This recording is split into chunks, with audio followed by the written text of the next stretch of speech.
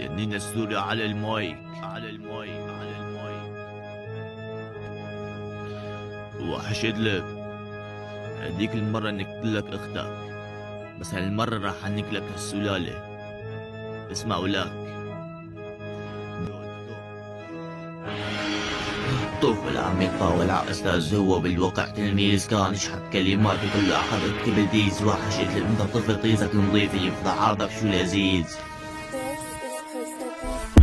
هات المايك حتى ببلش بالعجان ردح وحشد باخذ كره حط رختك على نكهة للسيادة، وحابب اقول لك اني شرفك راح امسح ومازح صف لي خواتك على الصنبور حتى ببلش فيه وفاتح. انا ابني كل اخواتك انت على المايك نازل فيها نبع عم تقول انك رب الدسات. انت اسمي ما عم تعرف كيف تلفظ نبر صوتك على المايك من الخوف عم تقول انك انت تحلب اني بعفوف. ولا تحدي حزبك وتتحدى انت توبت حجان اذا بزعلك بكون راح تختف. ولا تحكي لي باسم القوة والكلمات ما كلماتك لو 90 بسين سوري اللي يكتب لك راح اضل حاكم خواتك يجي الظهر دول ارتباك على وشك خلي اللي عم يشد الضاق. لا تحش وخد السات حاج متخبي بجهة طيب كس اختك على اخته هيك يبقى في الشله قرر. انت يا ابن الدقه كيف تقول انك ما بتعرف طعم الهزيمه وانا طالبك كسر السات. انت شاطر بالهريب لانك تعرف العلاقه معي مي نظيفه دساتي انا عنيف اختك بالمهر رهيبه. انت علاقت معي وهي عندك اكبر مصيبه.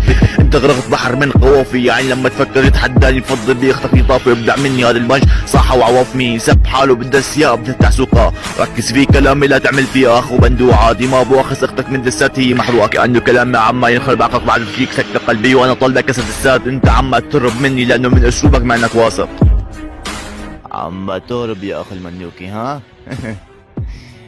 يلا ابلع. تم الدعس بنجاح. اخي الكلبي ما بسمع صوت اختك. بيس اوت.